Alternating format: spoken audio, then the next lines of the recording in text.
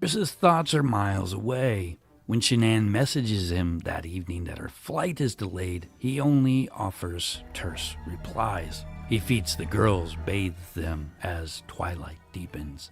He even FaceTimes Shanann's father so the girls can say goodnight to Grandpa one last time. Through it all, a quiet war rages in Chris's mind. The loving father and husband on one side, the yearning lover and free man on the other. Each mundane task, grilling chicken for the kids' last supper, tucking Bella and Celeste into their beds, feels like going through motions that no longer belong to him. He kisses his daughter's foreheads, inhaling the scent of baby shampoo, and for a fleeting second, a pang of guilt cuts through his chest. Hey guys, welcome to Timeless Mysteries live stream edition. How's everybody today? So we're waiting for Jennifer to get back, but I just played a little clip of something that you can find in my members only section if you're interested in that. It's just something I was recording today. Hey Laura, hey Carrie, hey Cuff You, hey Molly, and Maribel. How's everyone today?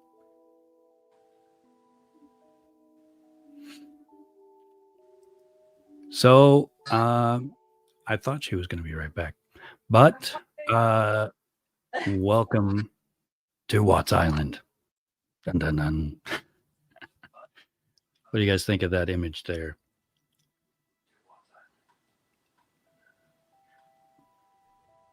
Okay. My Watts Island boat, I lost an oar. I'm back. Hello, everyone. Okay, let me check the chat. I like this. It's pretty good. This one's also pretty good. Chat with everyone in the studio. How come I can't see our chat? Okay, there we go. Hey, Carrie. Hey, Cuff You. Mirabelle. All right. I'm trying to stream from mine and check yours too. So. So today we're going to be talking about something you guys might have already talked about before or watched other videos on. And I swear I had here's my script. Sorry, guys. I can't memorize these things, but welcome to Timeless Mysteries Live Edition. I'm thrilled to have you all tuning in today, and I'm especially excited to welcome our guest, Jennifer from Crafted Evidence Podcast, where we've got a compelling lineup of topics today. Some that you're probably familiar with, but you haven't heard them like we're going to talk about them. Today, we're going to get into Tolman and Watts. And we're going to talk about the book. We're also going to talk about prisoner extortion and murderabilia. And we're going to look at the realities of life in prison. These are heavy and complex topics. Our goal is to tackle them with respect and curiosity. And we're going to get to the bottom of things. So I guess, let me see, where are we? I guess I'll let Jennifer read through this first slide. Oh, hold on. I have our chat up. All right. Let me get it up here.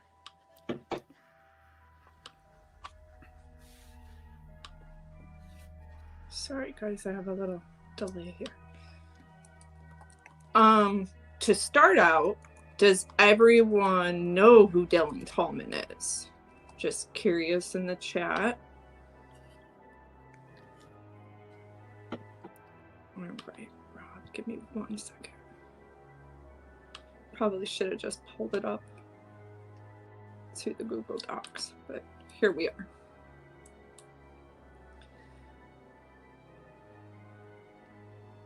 Okay, guys. So pretty much everyone knows who he is. However, we'll cover it. Hey, Olga. In 2020, Dylan Tolman publicly claimed to be the only friend that Chris Watts had at Dodge Correctional Institution, hinting that he offered Watts spiritual counsel and emotional support. In a previous interview, Dylan called Chris his spiritual brother. Soon after, he published a slim, hastily compiled ebook on Amazon, and he co-authored this with Watts, and it contained details of Watts's personal reflections. Now, how he got Chris to do this is, a lot of you also know that Chris has turned to the Bible. Dylan Tolman, like a lot of prisoners, is very connected religiously, and the two of them began talking first about religion and then opened up about their personal lives. According to the people who saw the listing, the book was very short, almost like a pamphlet. I've reviewed it through audio. There are other channels that have reviewed it. And it offers like a vague, kind of repetitive, a lot of things we've already heard Chris say. And it's a genuine insight on Chris's psyche. Many of you reached out last night asking, did you guys see the News Nation interview? And, you know, Rob and I were talking, and I've talked with some of you guys, and we were like, wait a minute, these letters are not new. They're the letters that Dylan Tolman had and wrote in this book. And it may be new information. We all cover old cases sometimes, but it was a little disappointing that we thought there was going to be some new letters, but we'll kind of get to those letters in a little bit. But the readers who have managed to purchase this book, now remember, it's been pulled, and there was some type of conflict with Chris and Dylan, and he had written consent from Chris and also Chris's parents to publish anything they talked about. They made an agreement. They're going to publish a book. Dylan said, I have experience doing this, and we're going to do it. So they did it.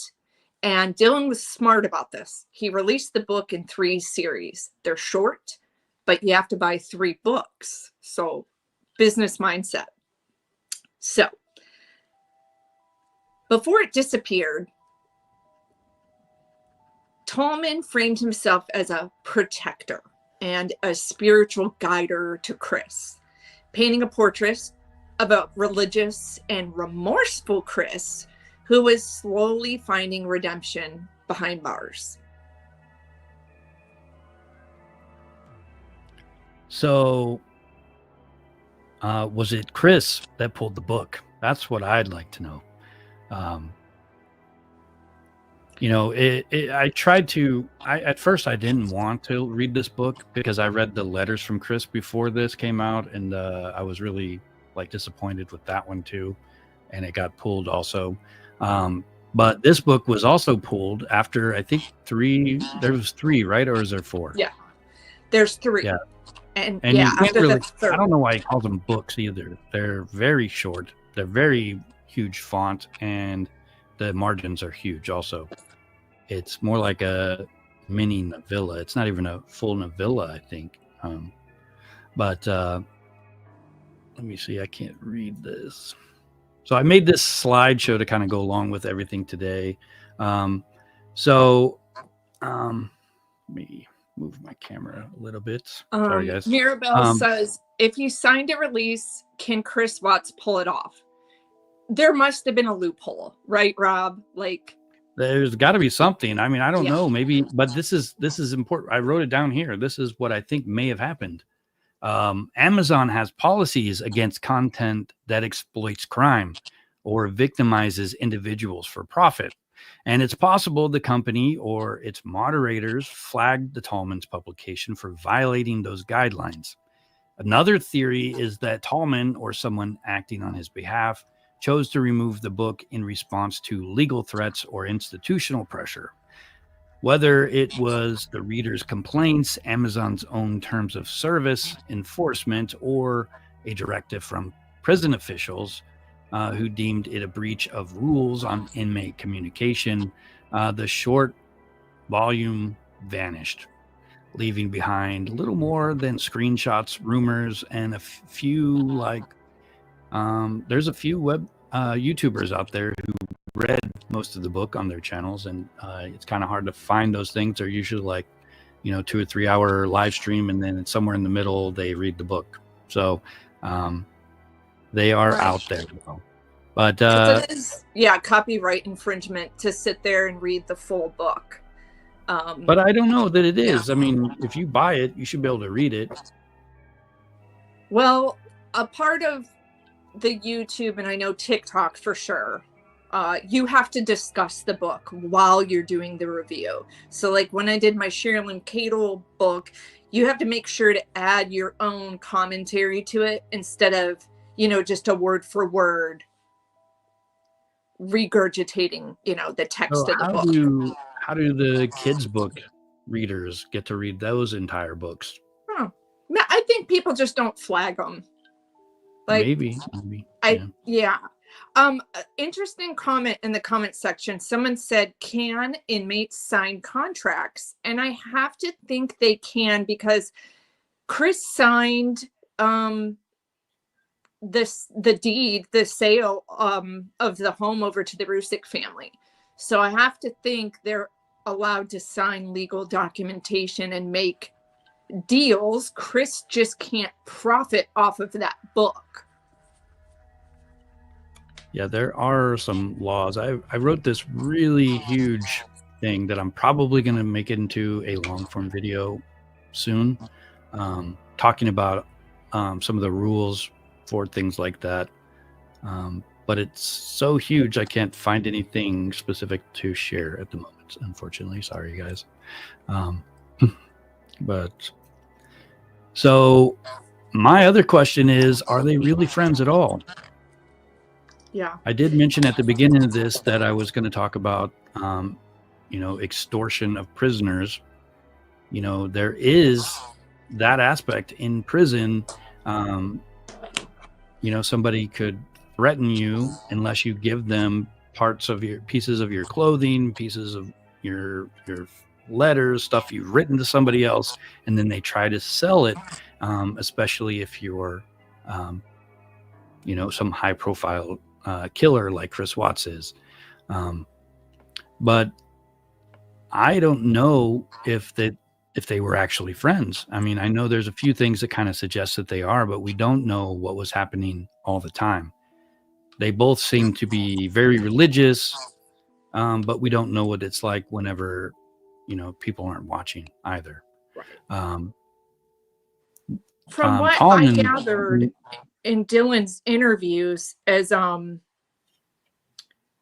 he didn't know who Chris was at first. So Dylan was there first, and he literally was the cellmate next door. I don't know if you have a picture of his book, but that is the title. And he immediately went over to the outlet and started chatting with Chris. And Chris right away gave him his real name. But at that moment, Dylan actually didn't really know that much about what happened. And apparently, I think Rob and I are going to kind of get into this later, but in prison, there's a code where you don't talk about a person's crime. You would say, what are you accused of? Not what are your charges? So there's kind of this code to follow being a prisoner as well. Yeah. But yeah, Tolman presented them as kindred spirits bonding over faith, but others wonder if that so-called friendship was more transactional. Chris Watts didn't have any friends in prison. He probably received a lot of threats. And I don't know if you guys noticed this slide, but this is a sort of a, whoops, sorry guys. You see how he's holding on to the inside out of that guy's pocket? If you ever watch Prison Break, this is a thing that they do in prison. So if you're protected by the big guy, you got to walk around like this apparently, but I get it. It's movies, but I just kind of make that image to be funny.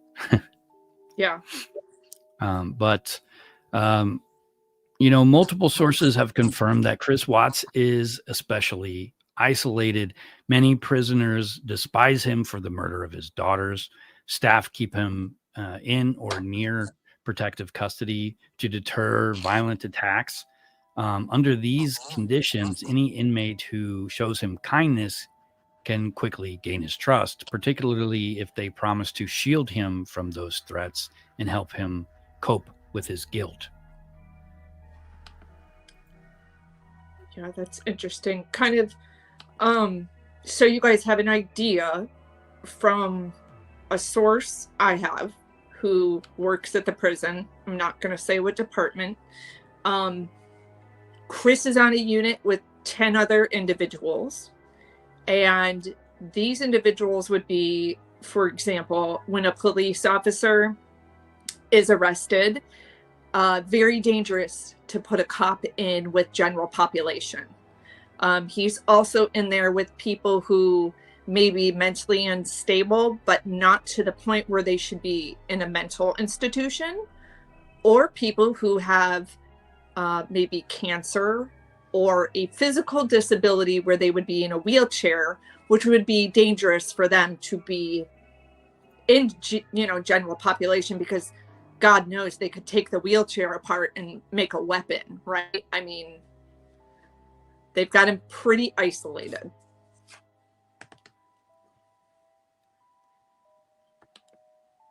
So Olga Zonas says he posts too much info that Chris Watts is innocent. And, that's also something I was considering. It seemed almost like some sort of strategy to, stoke the fire that somebody else helped him and that, give him a chance at some kind of new trial. Rob, can we play one of those clips of Dylan so they can kind of hear what he sounds like? Yeah. I want to also give credit. I did not from a third-party representative. Sorry, it doesn't. It auto plays as soon as you click it.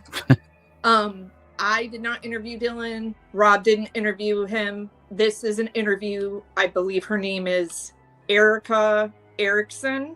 I'm going to double check it, but we're going to play this clip for you. She did an interview with Dylan.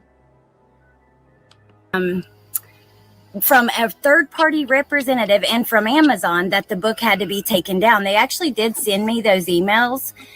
So I've seen those, and that's what he's talking about with the book being taken down. What Chris had told him that, which I hope you guys can hear him clearly, but in case you couldn't, that he had told him over and over, publish the book. And then he did, and then that happened. Which, let me ask you, Dylan, so this is not, your books with him were not your first books ever, right? No, I showed him, I had him order my book when I was at Dodge with him to show him, like, hey, I've done this before. Let's do this. Do something productive with your time. There's nothing else you can do but turn it into good. And all we did was study the Bible all day. It's like we can write something, and we did. We wrote a series, and now I had to redact him from that series. That's why the 40-day devotional is now the 20-day. And that's all we've got of that one. So he talked Chris into writing pretty much a religious book, but it makes you wonder what Dylan's intent really was. I mean, I'm not going to lie. If I was in that situation, I would dig around trying to find out why you did what you did.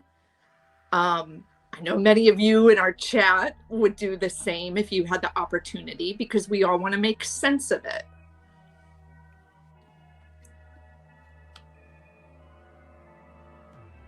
And I'm just double checking because I always want to make sure we give credit to people who do these interviews. It is hard to work on these scripts. So yes, it's Alex Erickson, you guys. I'm so sorry. So Alex Erickson is the YouTuber who did the interview.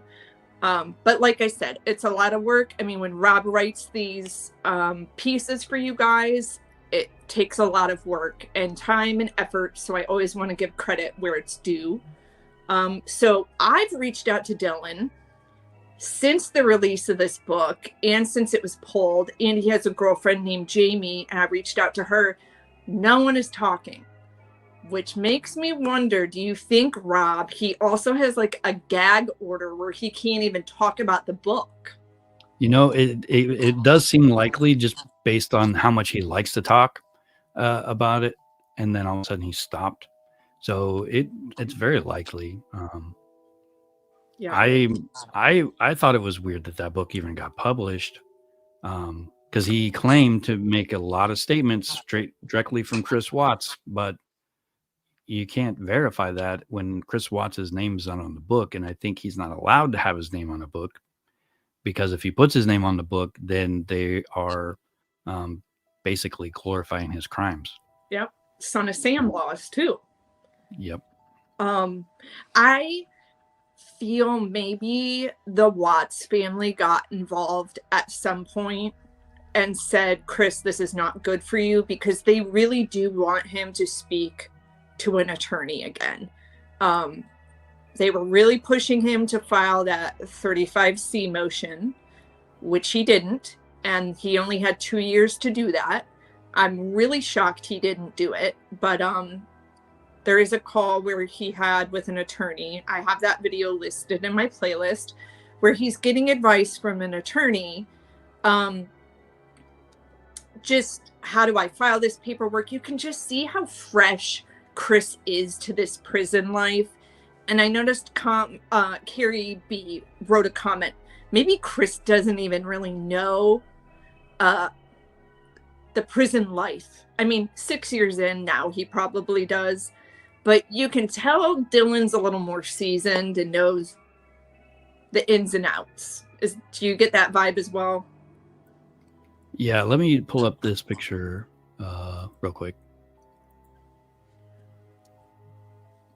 That's, I think, Dylan Tolman. Is he wearing a hat? He's got. It should be on the screen. I'm looking at a different screen. Yeah. Okay, so yeah, that's Dylan. Yeah. And I mean, there's other pictures too. I think he's got tattoos. He looks like a guy from prison, you know.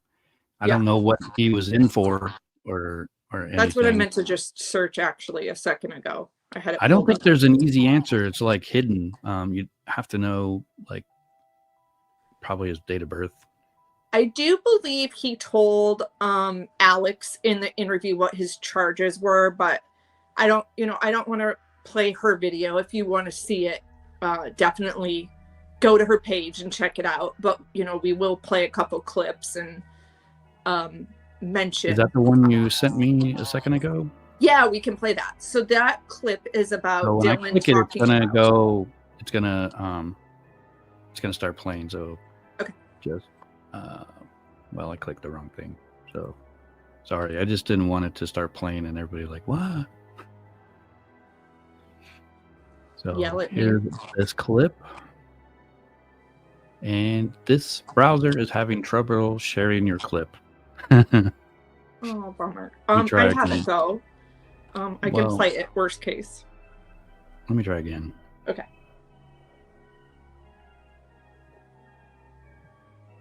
Okay, let me try another thing. Okay. I'm painting too, by the way. If you notice my hands moving, you're like, what the heck is she doing? Got to get some orders done. I'm just going through our chat too while you're looking for that. Olga said possession. Yes, you're right. He has a possession of some type of drug charge. I know that for sure. But I also wonder, because Chris wasn't in general population, so Dylan had to do something pretty serious to be able to spend that much time with Chris. So that's one part that I'm confused. He wasn't alone, and how people don't know this, like, it's weird how she just disappeared after that too, and she's not surfacing anywhere. I know. I wanted to ask you about that. Well, should I show the email from Amazon that says we've received notice from a third party claiming the distribution of the following title? I do have that pulled up. This just shows, like, my opinion of him never. Oh god, I got cut off. But we all know who he's talking about. He's talking about Nicole. Yeah, and I just put in the chat a little bit ago, what if Nicole was the one that sued him? Because it does, like, it's a book. It's not just like internet, gossip. It's an actual book. And it really does make her out to be a party to the crime. And that could be a legal thing for sure, I think. I could also see maybe the Rusiks filing a complaint on Amazon as well. Well, I think that was in maybe the second book where Chris mentioned that he fought her off. She had a knife or something. Yeah. But there was no defensive wounds on her. Like she didn't fight back, and there would have been something to show some kind of struggle for that to be believable, in my opinion. Yeah. Marco says, chiming in on some Watts, Nicole Kessinger sighting. Yeah, the funeral video. We didn't do a video on it, but we chatted about it the other day. Yeah, I still feel kind of weird that she was at a funeral. It's like funerals are supposed to be mostly private, private, and then like that's how she got seen. I don't know. She's got to go outside some point. Somebody's going to video her. Yeah, but for sure. It was she's not in hiding. She lives in funeral. I would probably play it and be like everyone else and be like, "Oh my God, look at her!" But it's not. It's a funeral, and it feels a little bit disrespectful to whoever was having service. Yeah, and I also just don't want to like rehash a video just because it's that, you know what I mean? Like, I don't want to, you and I discuss this all the time. Like, Rob and I don't want to just like do Watts constantly just to make a video for video's sake. Like, we want to inform and educate and have a purpose for doing a video. And there's really no purpose except to be like, look at Nicole, she was seen. And we can do that right here, just talking about it. Mm-hmm. Yeah. So, exploiting infamy. So, I wrote down a few clues on why I think. I thought your audio cut out for a second there. I was like, I can't hear you. Oh yeah, I kind of lost my train of thought. Sorry. Sometimes that happens. But exploiting infamy by releasing a book about Chris Watts, even if it contained minimal or repetitive insights, Tolman positioned himself to profit from the unending curiosity that true crime enthusiasts have about this case. Many suspect Tolman pulled the book, the ebook's content from personal conversations or letters, potentially crossing the line between shared confidences.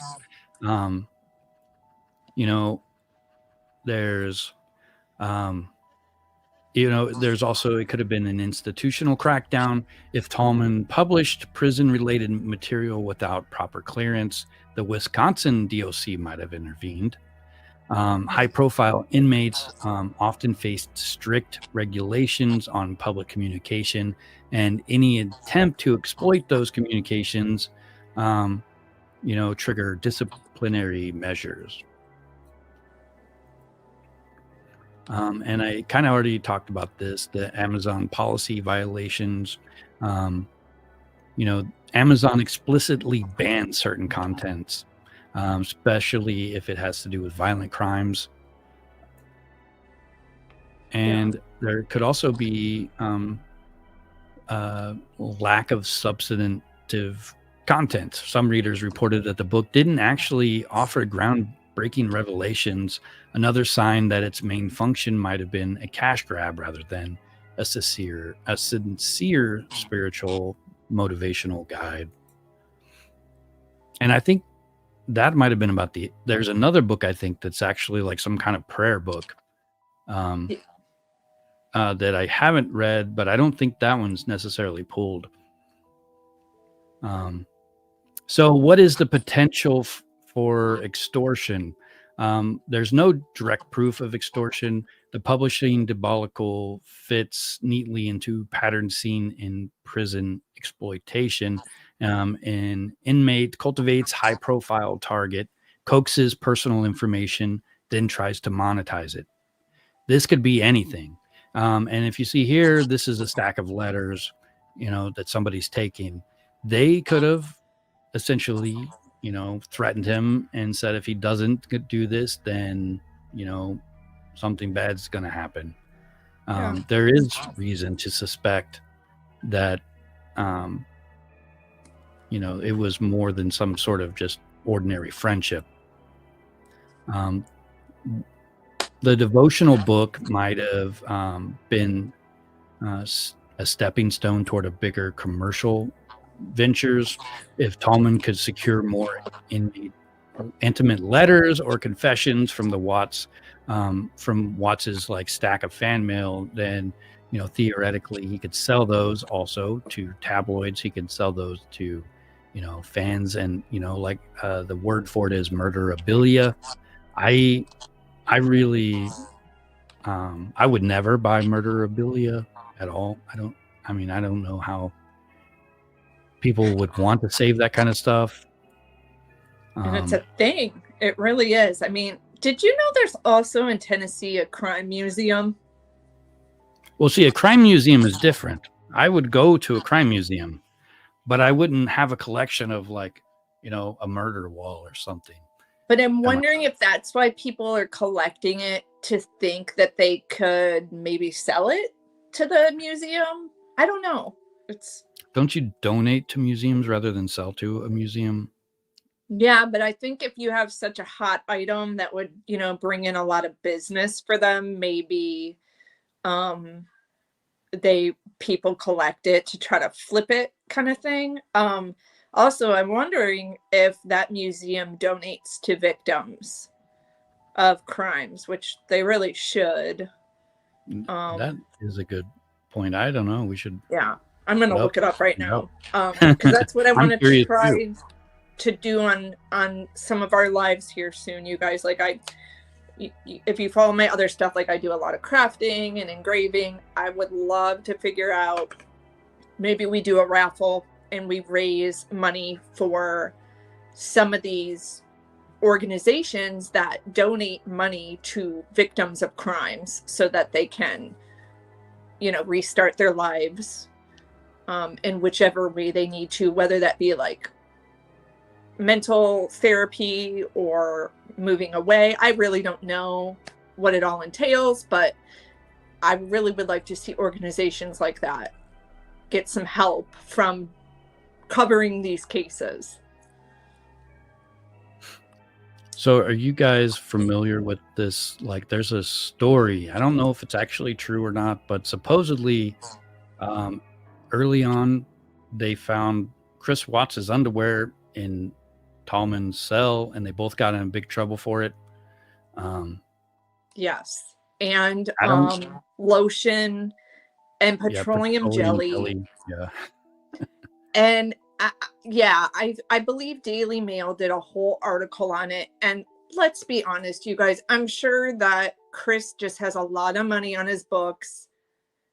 And Dylan, he was helping Dylan out. I mean, I don't think that there was anything going on between the two of them. I don't know what you think, Rob, but I think he was just being friendly, and Chris wants people to like him. That's just how what happens in prison stays in prison, right? I don't know. I mean, it could be. I don't know what they do with the sheets up, or whatever they do. Most of the prison stuff I know of, it comes from the show Prison Break. So that's the only prison show I've ever really watched. Oh, I did watch. We need to do an interview with that guy. That I don't know if you had a clip of it, but the guy we were talking about earlier today, who's he's on TikTok and he's been in prison, and he always kind of talks about. Oh, what was his name? Yeah, I can't remember the name off the top of my head, but I would be interested to talk to him and get some insight, because one thing they keep saying is the more we keep Chris in the news, the safer he is. But I don't see his name ever getting out of the news. Trying to see if I can find it again. But watch history. Yeah, Viking mindset or something, right? Yes. I don't know who he is. I've never really watched his channel. I did watch a pretty interesting one that kind of gave me the idea for the prison dynamics that might be at play for this. And I kind of went into some detail, but I don't think it's the same as, looking up, doing the research rather than actually experiencing it. It's probably a lot different. And he might have more insight into what it's actually like there. Yeah. But I don't know who would different, want too.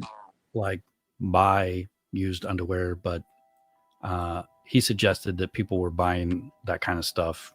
Yeah. So is it okay if I read a bit about this museum we were just talking about? Sure. Okay. So it is a .org. So they must use that funding to do something. I just don't really see where they use it, but maybe I'll find something here. Okay. So it's the crimemuseum.org. It opened in Washington, D.C. and in 2008. It's for educational resource on law enforcement and crime history and forensic science. They also operate the Natalie Holloway Resource Center. That's interesting because we were just talking to TJ last night. Yeah. They have a crime library. In 2016, you can view much of the collection. I guess they have 2 locations then. So this is the one I was talking about in Pigeon Forge, Tennessee. I'm assuming if they run the Resource Center for Natalie Holloway, maybe if you go to the museum, maybe the funding goes towards one of those organizations, which would be awesome if that's what they do. But they have Ted Bundy's Volkswagen Beetle, Dahmer's glasses. We all kind of know those 80s famous glasses. And since we're talking about other stuff, the museum here, I'll share a little brief clip of a project that I'm working on that's not finished yet, but it's getting close. And it kind of goes along with Bundy's car. So that's why I just want to go ahead and share it real quick. Settlement of $15,000, Kemper was out of work and restless. With that money, he bought a new car, a green 1969 Ford Galaxy, and he So is that also there at this museum?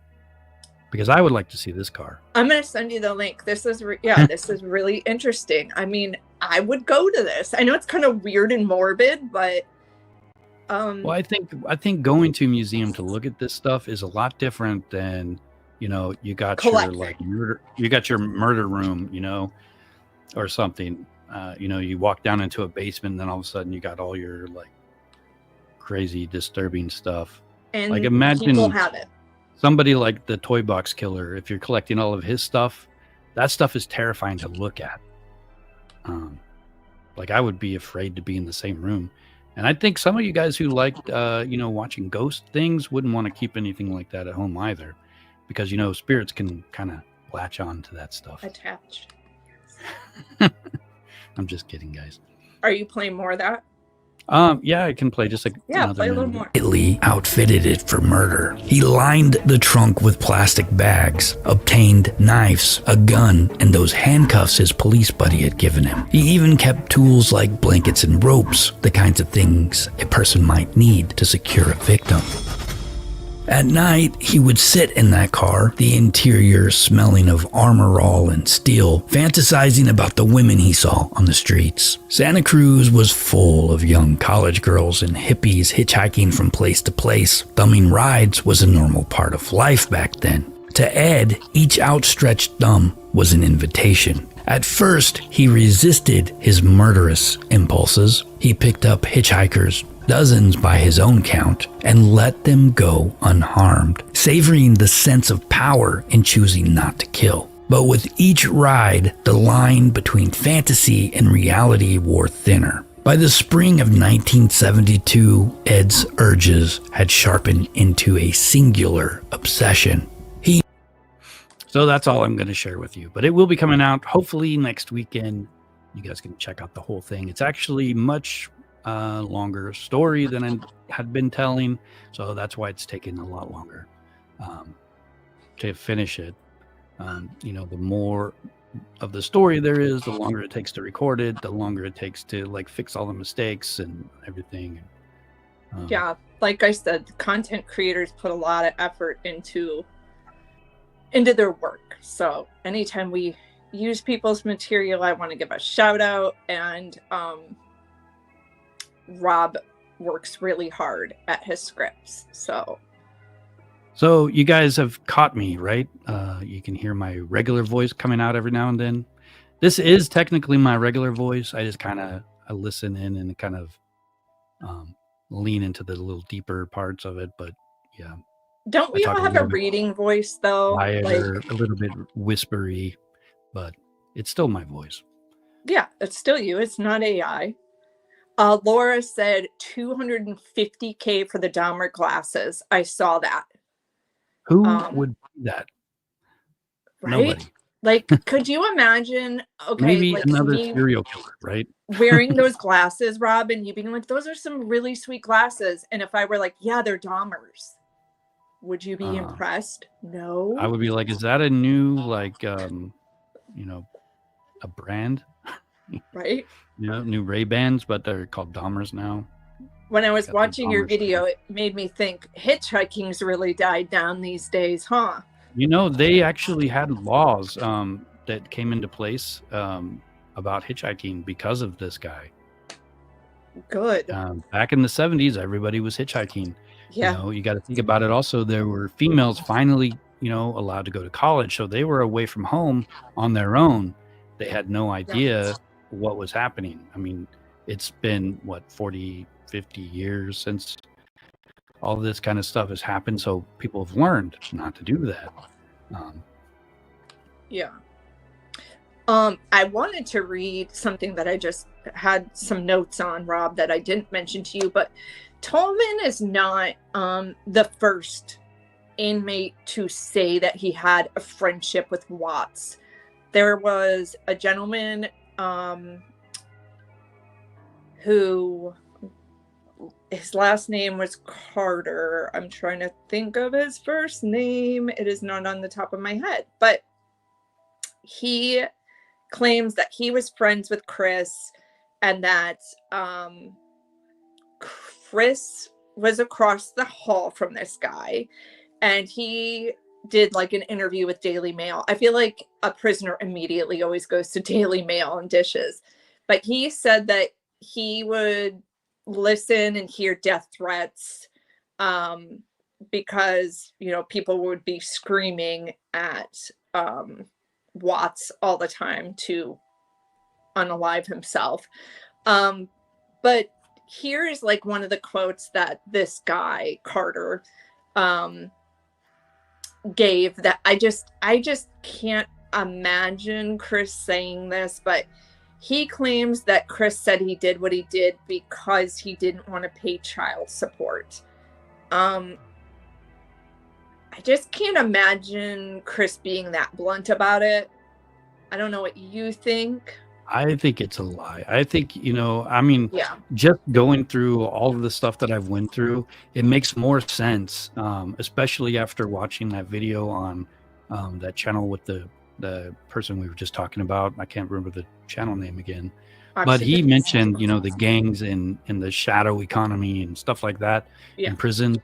It makes a lot more sense that this stuff is happening because they're exploiting him, making threats. And if he doesn't follow through, then, I would like to think that, this guy Tolman was really into, trying to better himself and, get spiritually, right and try to be good and do all these things. But you never know. They're in prison.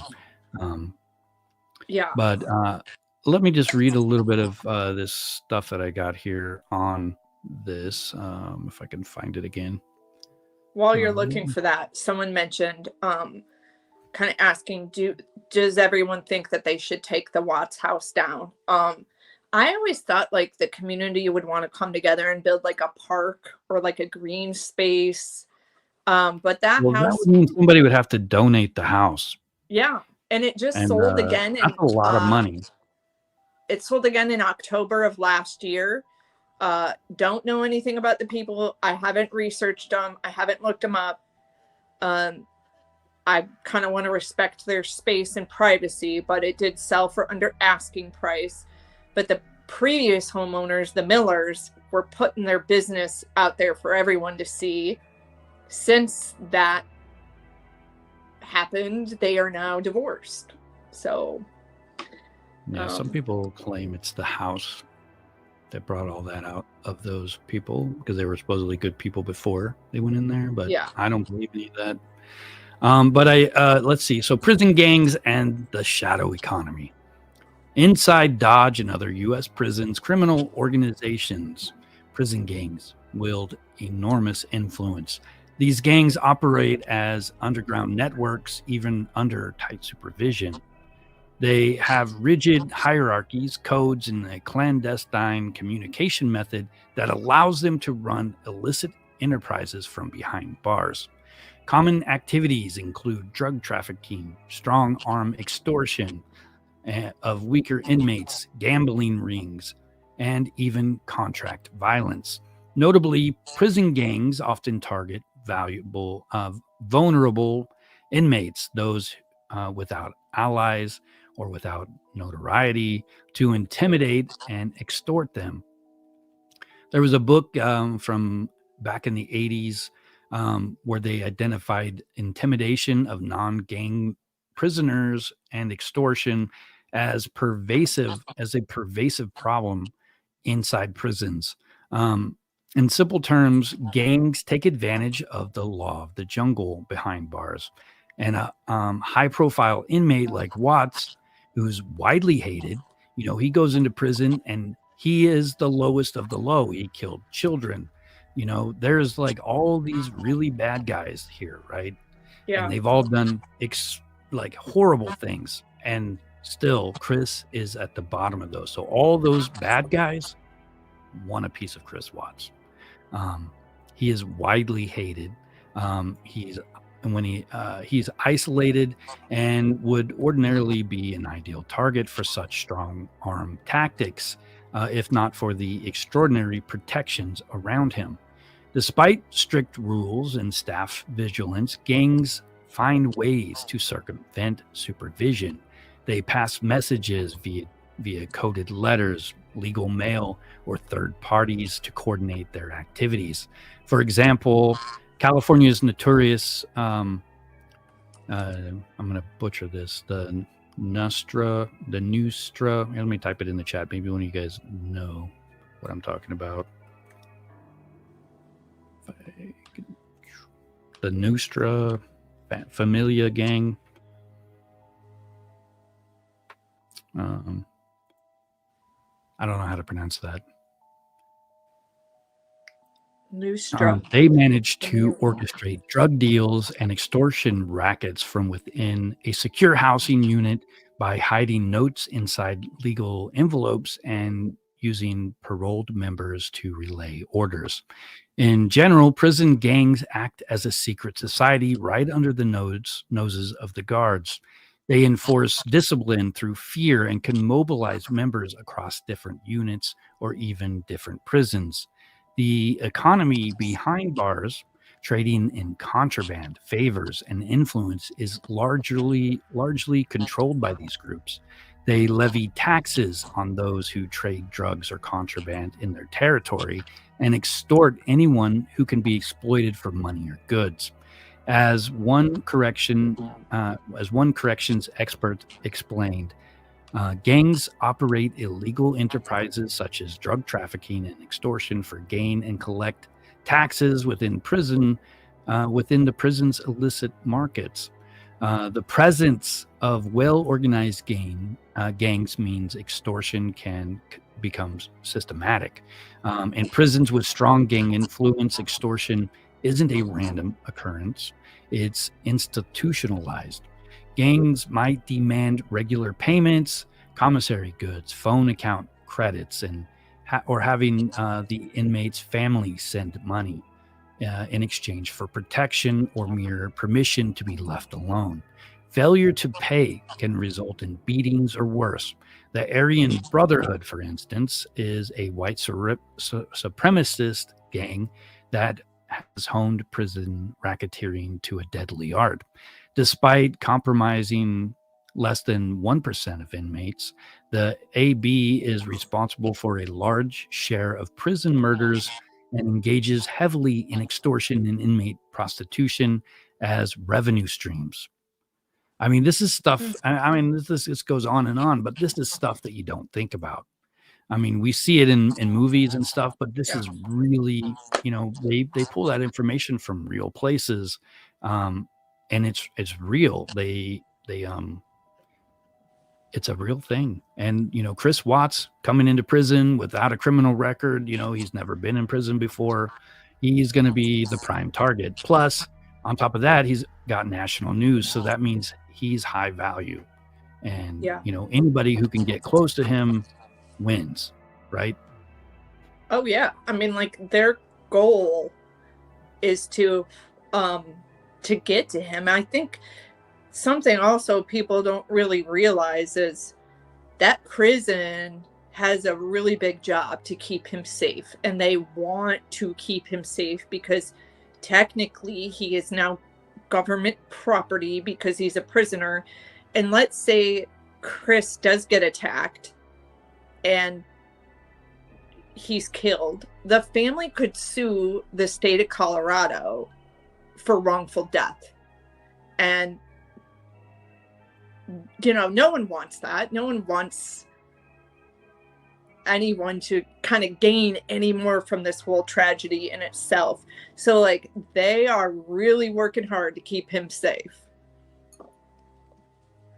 Yeah, I don't know how long that's going to last. I mean, eventually they have to, something's going to happen eventually. I know that a couple of weeks ago, somebody thought that he had gotten attacked. It wasn't him, but it could happen. It could have already happened. We just don't know about it. Wheels of Life asked if he gets conjugal visits. No, he does not. How do you know that? From the person I know who works there. Is he doesn't get them because he's not allowed, or he doesn't get them because he doesn't want? No, I don't believe Wisconsin allows it. I know that.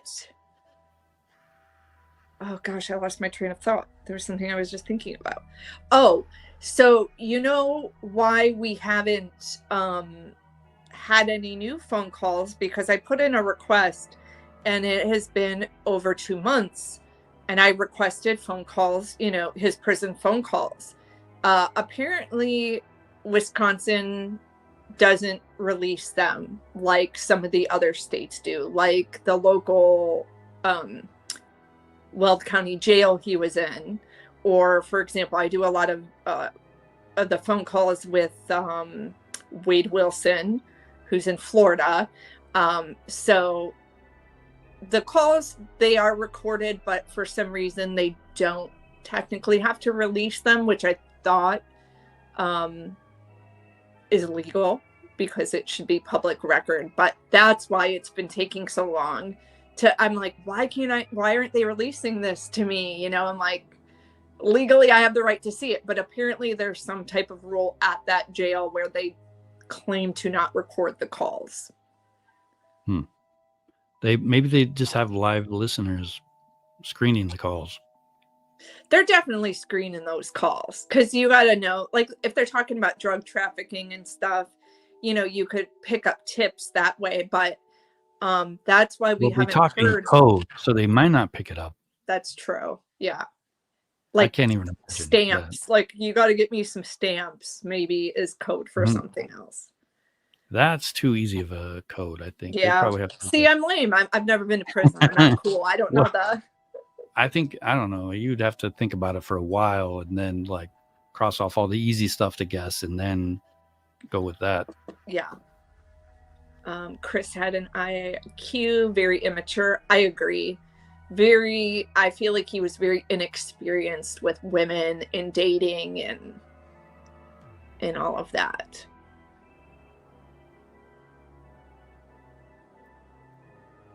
I guess they record calls, but doesn't mean you have to. Yeah, technically they don't. I always kind of thought they had to release them because if some of you are new to the channel, I'm a former journalist out of Atlanta, and I never had an issue putting in a records request for the phone calls. Sometimes they would make you come get them in person on a CD, which was a pain in the butt. But they were trying to make it as difficult as possible. But I've never had an issue requesting calls until I started launching the YouTube channel and wanted to get recent phone calls with this case. So all the calls we have are from when he was in Colorado.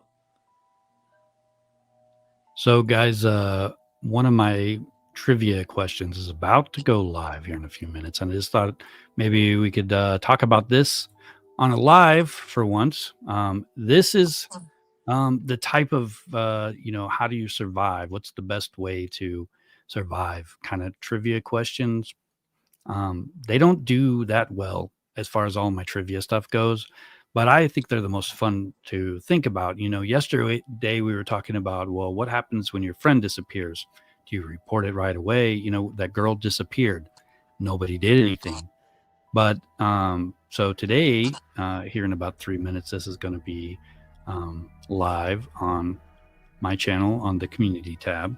So you and your best friend are enjoying a night at a packed downtown club. The music thumps as people dance under the strobe lights. After an hour, your friend shouts that she's heading to the restroom. You nod and watch her weave through the crowd. It's late, but the night feels young and safe until she doesn't come back. 15 minutes have passed. You scan the dance floor, expecting to spot her familiar outfit. Nothing. Her drink is still on your table. Her phone is buzzing with your text. She left it behind. A ripple of worry cuts through your buzz. She would never leave without her phone or tell you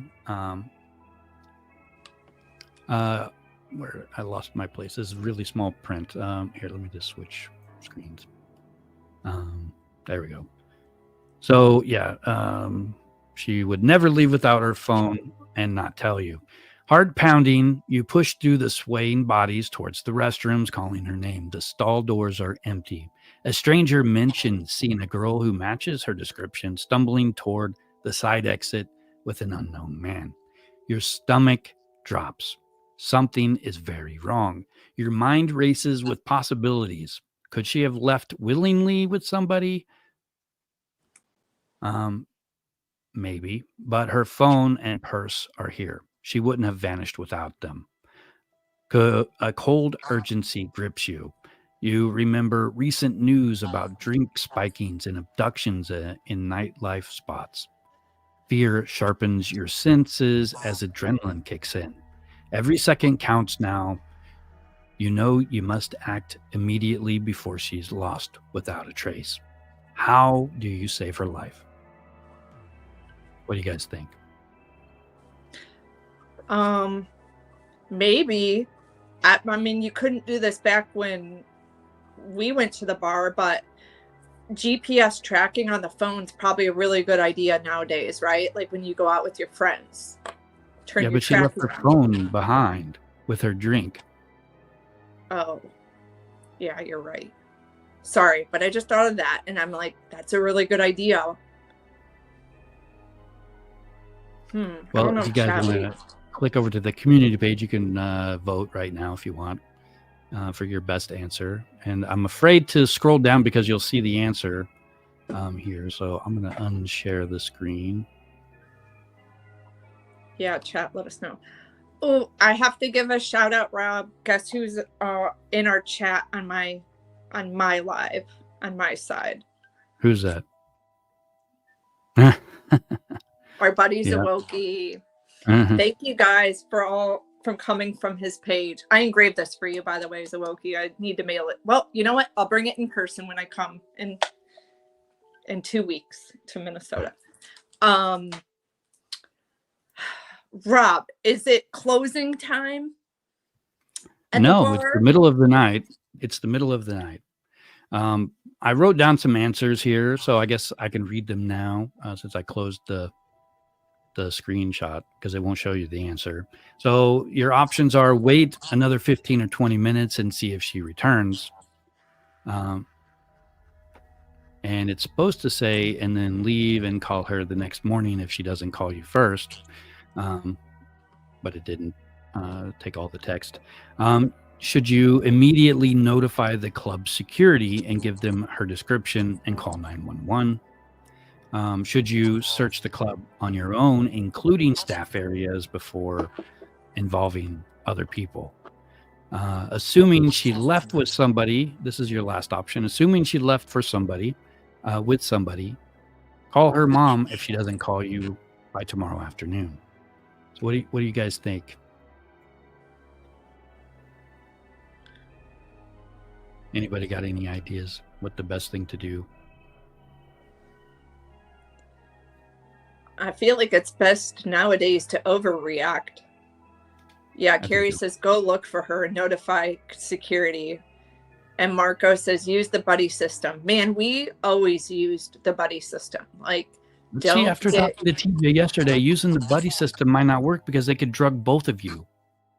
Yeah, but, and I don't want to victim blame you guys, but don't leave your friends. You know what I mean? Hey, Zawoki, thank you. Yeah, he came over here. I sent him the link to the chat because you guys, I need a training on Streamlabs. So I gave them the link to your StreamYard. Yeah. StreamYard, I guess it looks different from my perspective than what you see. Because if you go look at mine, it's all tiny and it looks stupid, but I need a training. But I feel like, yeah, nowadays, like, oh God, call 911. Like, we've got to overreact, right? And I feel bad that, like, to say this, but like Natalie's friends left her. Well, Natalie left, but they didn't go check up on her. And then Kanaki's friends let her go off with Josh Reeby to the beach. But like, how different would all of this be if they would have all stuck together? We would know everything that happened.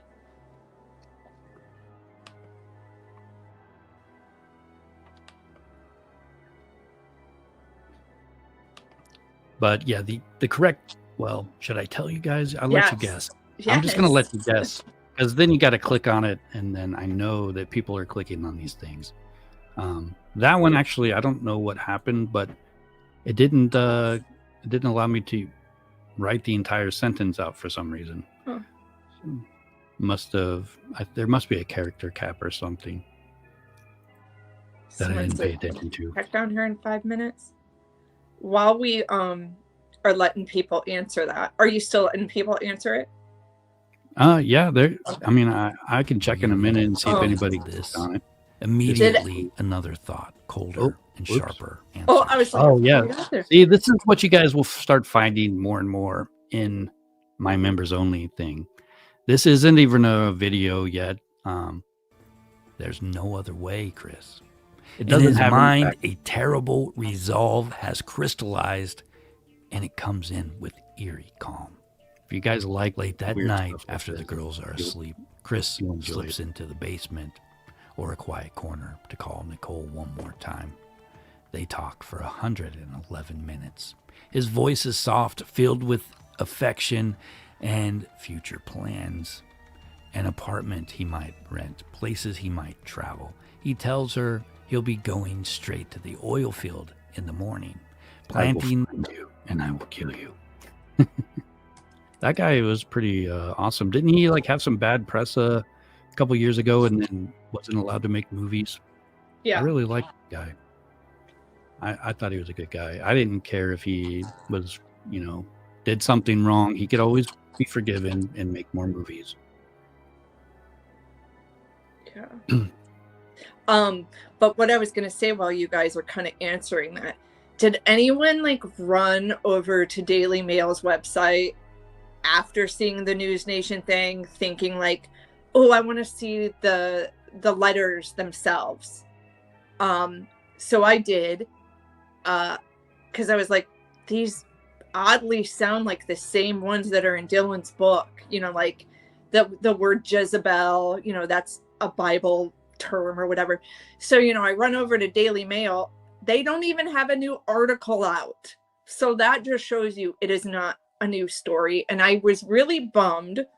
I was texting up a storm to Rob being like, I'm so mad because I hate when media does that, because it gives journalists a bad rap that like they're just putting stories out there, you know, when there's no new update. But I think the interview with the guy from Daily Mail was new, but those letters were not new. And that was 10 minutes that they could have talked about Kanaki being missing on Friday. Yeah, So I think that's why I was really really surprised me that it really surprised me that they did such an old story like that, and they presented it like it was new. So I don't know if somebody just didn't know what they were giving them to read or what, but they usually keep up with like current events, I think. Yeah. I actually watch them fairly often. Yeah, I love News Nation. My former coworker Henna Dobe, if you've seen her on there, she's got like the long dark curly hair. I worked with her here in Atlanta, and I texted her yesterday and I said, I'm not trying to be like, you know, nitpicky. I go, but you know, why did you guys run this story? I'm like, because I wanted to see the letters, right? Like, are they new? And you notice on Daily Mail, they didn't even post a new story. So I think that some days when it's a slow news day, we used to just kind of go back and look at old stories and retell them or try to get a new way to a new perspective or a new angle. But there's so much going on and so many missing people that we could have taken 10 minutes to talk about that instead. I don't know. That's just kind of how I felt Friday when I saw that. Yeah. You know, I have noticed that people are watching the story we did yesterday, and I think it's, I think you know, I don't know if people are going to start watching it again and trying to find out more information now. But TJ was right. That girl's body needs to be found. Something needs to be proven that she's either disappeared or she actually was taken. And if she was taken, there's a chance they could find her. There is I a really lot of think things. the human trafficking is like where it's at. And you know, Rob, I didn't even message you today, but I was thinking of reaching out to Josh. He might not answer, or his family, and just see if they would talk to TJ. Because I'm always like, if you have nothing to hide, because, you know, we always talk about Kessinger. If you have nothing to hide, why not come forward so that then we can start looking in the human trafficking angle and stop putting our eyes on you, you know? Maybe he would talk to TJ. I don't know, but I thought about reaching out to him. Yeah, I thought that was a good idea. Whoever brought that up yesterday, that was like, you know, the kid actually seems maybe like he is legitimately innocent in this. But if he actually is, I mean, he could easily clear his name.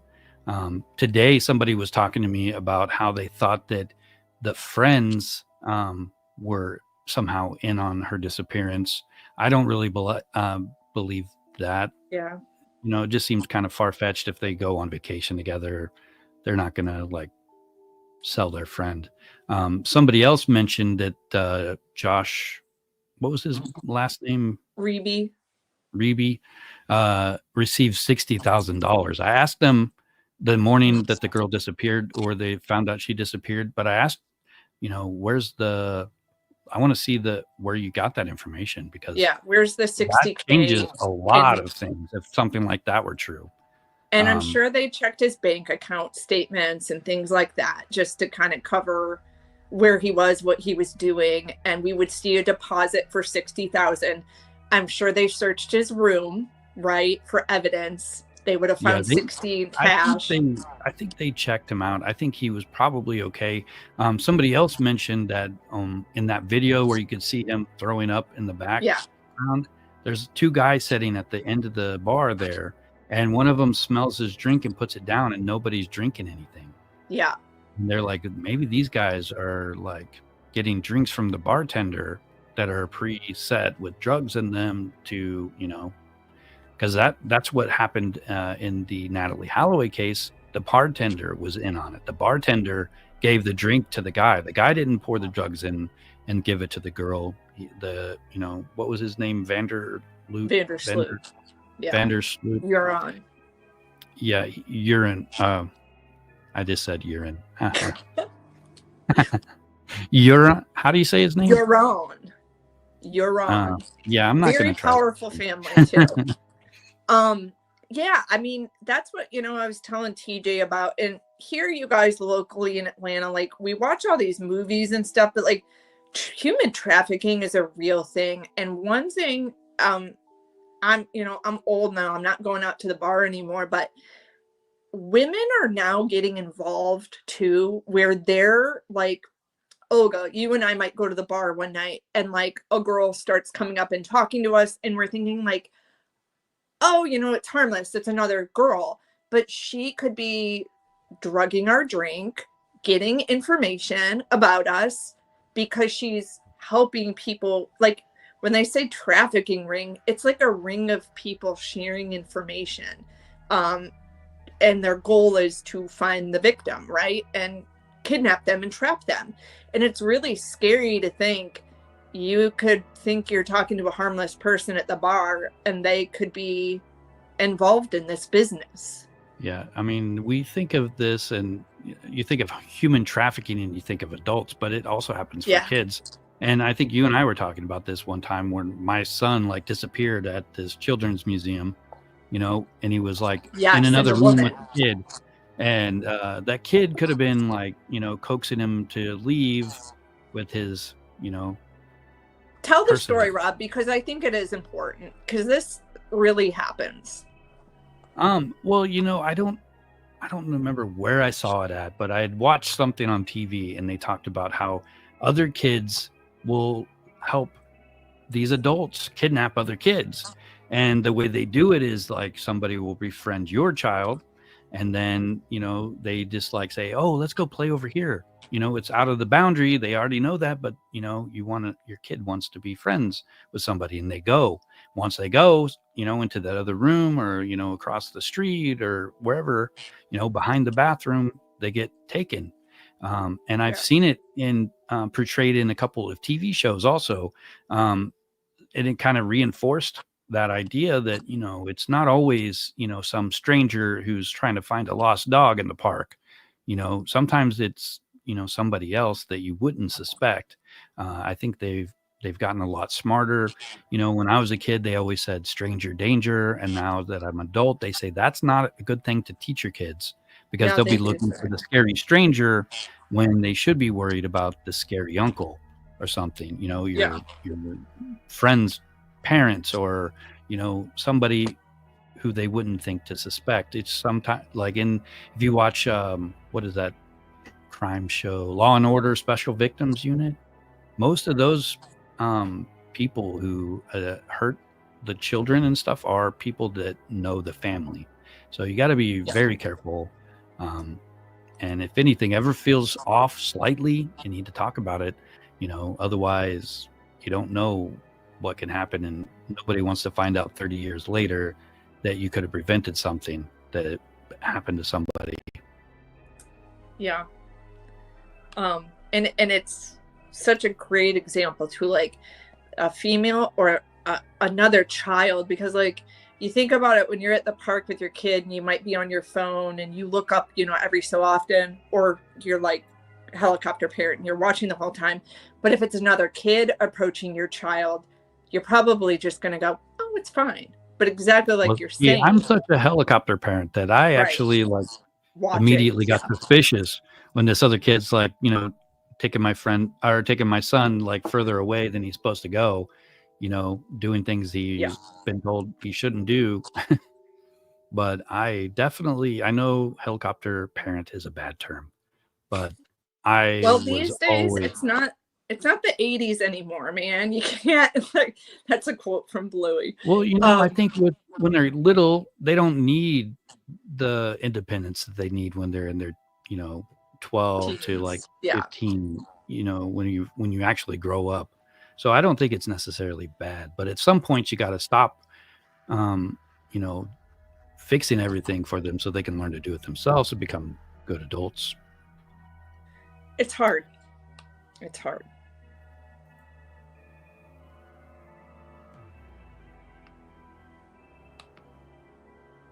So I'm going to check and see if anybody has voted to see if Yeah, I was going to who's ask you got if the you can answer for.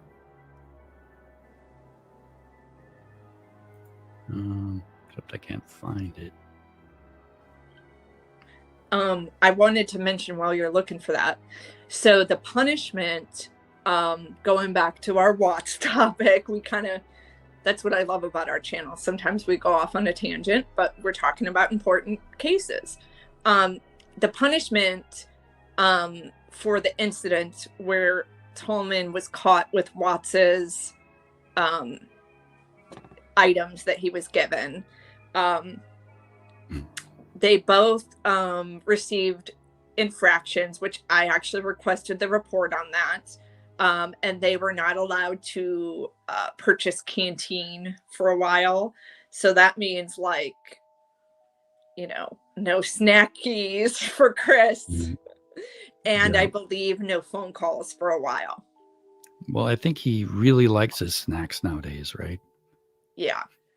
From what I've seen of his pictures, he's gained a lot of weight. Yeah. And he He lost phone call. They both lost phone call privileges. You guys got to remember this happened, I think, in 2019. So it's a long time ago. Yeah. And I don't know how we should see if we could find out what his history is like.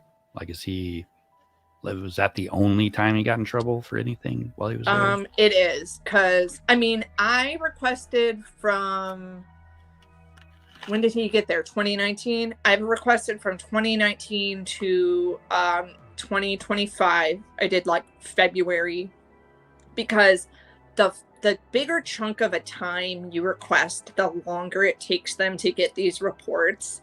And the thing is, they can take their time. That's what's frustrating. Yes, they do need to fill the request. However, they can take their time as long as they want to fill it. But I'm glad I finally figured out why I wasn't getting the phone calls, because I was like, what is the deal? But that makes sense that they're not.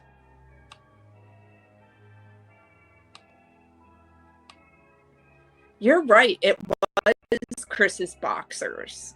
That is weird. Because at first I thought maybe he just bought him new pair of boxers, but no, it does say they were. They've got to have his name on it if they were found there and they could be identified as Chris's. Yeah. Because everyone wears the same thing, right? Yeah.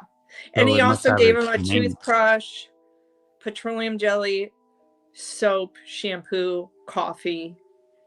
So he gave him a bunch of things. But yeah, the underwear is weird. Maybe they made an agreement with each other that Dylan was going to sell them online or something, and then they were going to split the money. Yeah, that's crazy. I could see it. You're in prison, you got nothing to do except for scheme. Plotting. Yeah. That's it. All you can do is I'm going to write a book. And, I guess if you're in prison for life, you can probably get a book published easier than somebody who's only in for a couple days, couple months, maybe a year or two even wouldn't get a book deal. Yeah. And then the interesting thing in Sherilyn Cadle's book too is Chris said he remembers getting a pamphlet when he arrived, and it was prison rules. And one of the rules that was he said made him really think was he is not allowed to go to a funeral ever again. They might allow him to watch a recorded video of a funeral, but he will never be able to do that. And then it has kind of like the rundown of the rules. You're not allowed to give other inmate property to anyone at any given time. So he knew he was breaking the rules. He thought it was worth it. So I did check and see if anyone answered the question for my trivia today, and only 2 people did. And I think it's because the answers aren't all there. It looks weird, but the 2 people who did vote got the answer correct. If you voted, you know who you are. If you voted, you know who you are. They're talking about Bella being very intuitive. I believe the same thing. You know, there's an interview with the Lindstrom family. The Lindstrom family is the family, McKenna, the babysitter. You remember the girls had a babysitter that night. The police interviewed them, obviously, because they were trying to get, as much details as they can. McKenna said to the police that Bella said something very weird that Saturday and said, I don't want my sister to die. And McKenna said to her, why would you say that? And then Bella didn't really respond, but that is really bizarre if you think about it. Just out of nowhere, she said that. If that is real, that is. It is. That is Go watch the crazy. interview. Yeah, but I don't think she's lying to police.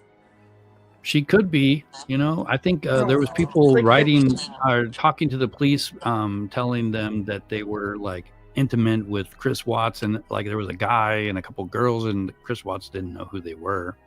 No, this is the babysitter though. The family babysitter, McKenna. Yeah. Because, they're asking her, like, was anything unusual? Was there anything out of the normal? And she said, well, Bella did say this. And she said she thought it was really weird. And obviously she was very concerned, like, when is my mom coming back home? Even though she knew her mom was coming back home Sunday, it was like she was really eager to get back to her mom. Yeah. I'll have to watch that, but people lie. I think like even people with good intentions lie sometimes when they don't even realize they're lying. Like, I don't know, like maybe something was brought up about that, but it might not have been the right context. The way she said it makes it sound like she was predicting her own death, and it sounds weird to me. I don't know. I think the kid had a sixth sense. But I know you're a skeptic, Rob. Yeah, I'm more open to that. I know Olga is more open to that, like I am. Especially like even Chris said in his own words that when they were at the beach, Bella didn't want anything to do with him. She was very distant. That video from the other day with that little girl, oh my God, it's been like, I can't stop thinking about it. It's so creepy. Which one?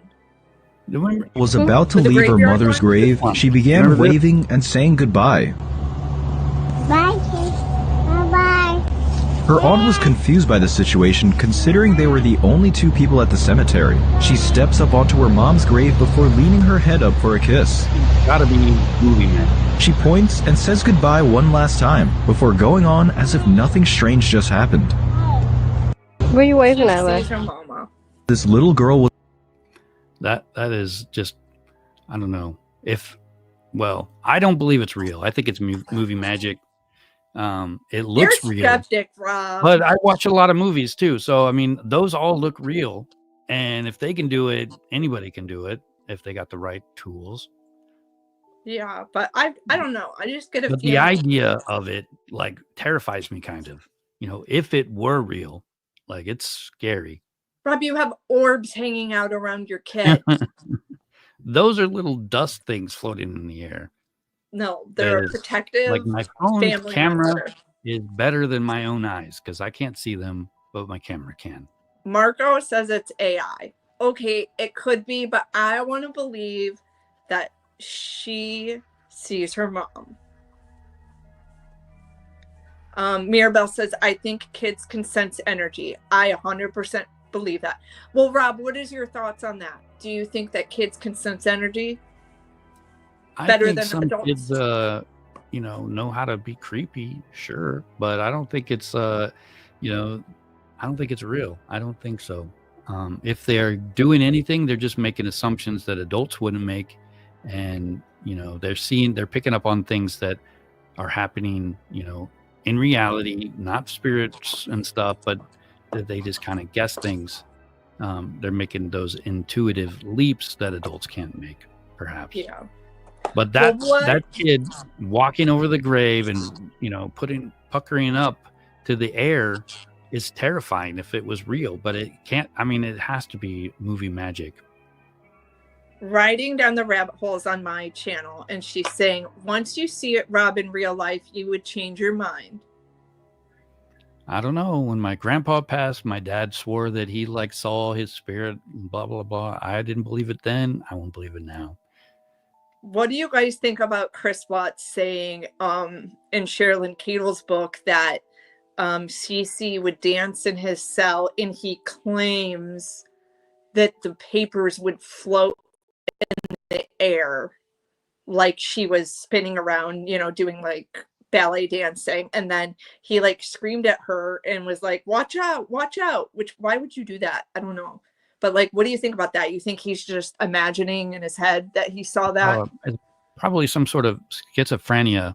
He's got an imaginary friend, and he doesn't realize that he's dancing in the cell himself, making the air move and moving those papers. Could be. What was that movie, A Beautiful Mind or something like that, where the guy's got his good friend his whole show, and you find out at the end that he's a figment of his imagination. No, something different. Russell Crowe, I think. I haven't seen that movie, but I heard it's really good. Oh, that movie gave me nightmares for years. Because that could happen. You see a ghost, and then all of a sudden you find out that you're really just hallucinating. Yeah, that would be. Well, then maybe he needs a psych eval, which he keeps refusing to do one. I don't believe him. I would really like to know. I would like Chris to be tested to see if he's on the autism spectrum, and I think that's the only reason I would write him is I want to know if he thinks he is now, because that was now put in his head. And you all know how I feel about using that as a defense with the Kohlberger case. It makes me angry because then people are going to connect those two things together. But what do you guys think? I mean, people with high IQs can be on the spectrum. So yes, he has a high IQ. So that doesn't mean he can't be on the spectrum, but what do you guys think about that? I don't think he is. I think he's fairly normal. He probably has some kind of disorder, but everyone technically does. They don't necessarily need medication for it, but he seems if you like go to he's a got doctor and social tell them, hey, what's wrong with me? They're going to find an answer, and they're going to give you medication for it. Yeah. But Molly said that, the babysitter said that she was confused and she probably meant peanuts. See, that's the context I'm talking about. We don't know why she said that. If it was the Nutgate, talking, she's worried that her sister's going to die eating peanuts, then it makes more sense that she said it other than, just saying out it of nowhere. Yeah. Carrie says, isn't EM on the spectrum? Who's EM? Ed? Who's EM? I don't know who EM is either. Oh, Elon Musk. Yes, he is. I wish he would do more advocating, honestly. I don't even want to get into politics, but see, I don't know if Elon Musk doesn't really seem like he's on the spectrum to me. But then again, he could be on the good end, which is fine. I mean, I think they just have issues making eye contact at one end, and then the other end they could be, afraid of touch, and all kinds of other little things that are just hard for people to deal with. But I mean, Anybody like that, now they're Shannon. making the spectrum more broad, where like, I think he definitely, because he went on Saturday Night Live and said he was the first host to ever, be, and he's using the word Asperger's syndrome, which is not a real thing anymore. They don't use that term because it's kind of acting like my condition is better than yours kind of thing. But it wasn't true, because Dan Aykroyd actually is on the spectrum. Yeah, I couldn't see that for him. But I mean, at that end of the spectrum, it really doesn't make you, you learn to deal with it. Just have, I don't know. I had a friend of mine whose dad was like a head of a logistics kind of trucking place, real smart, wealthy guy. But he was a little odd, but he was on the spectrum. Yeah. And he would tell people about it, don't mind me. Well, I didn't know that that Asperger's syndrome is not well received. Like I'm learning every day new things. So like when my son got evaluated, I was like trying to say he must be high functioning, but I'm suspicious that he, is on the spectrum, and that's why we're here today. And then my husband later told me, he's like, yeah, they don't use that term anymore. And I was like, I didn't know, like learning something every day. Yeah. You should always, I think it's a good idea to get a second opinion before if you're suspicious already and you go to a doctor and you ask them about anything, they're going to try to look for it and see if it is there. But if you take, I don't know, it's probably worth checking, with other doctors.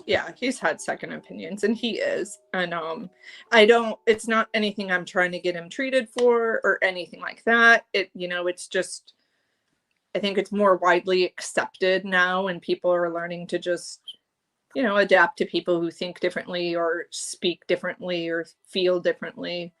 But I'm getting mad that they're now bringing this into the court system as a defense mechanism to get out of murder. I think they do that with all kinds of things, any kind of disorder. They bring it up as a way to, lessen the charges or the sentence some way. But I think in the end, it isn't going to make much difference. Yeah. I don't think it's going to. Chris people who are autistic are very different from each other. They really are. So I don't think it's really going to give autism a stigma. Well, I hope not.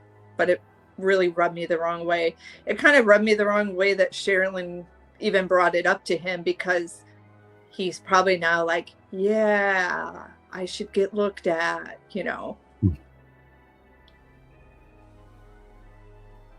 Well, guys, I'm going to have to get out of here. It's already 5:30. But I was happy to have you all here. And if you didn't get to watch the whole thing, please go back and check it out. You can also watch this on Crafted Evidence podcast, if you want. And I know some of you are gifted some memberships. So make sure you thank Zawoki for those and check out the members only community section. There's a couple things there. And I'll be posting some other things in the next couple days too, just for my members. Yeah. Also, just want to give a shout out again to Alex Erickson. We played some clips from her channel. So if you want to watch the full interview with Dylan Tolman, go over to her page. I'll pin it in my comments section.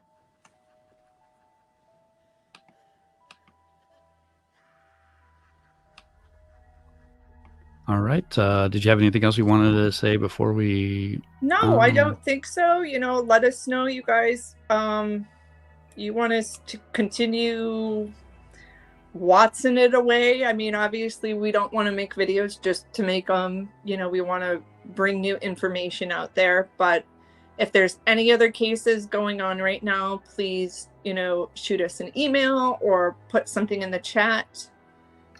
Rabbit said, what am I painting? I'm painting coasters. So, but yeah, keep us posted and look out for those videos that Rob said he's going to post later this week. They're going to be good.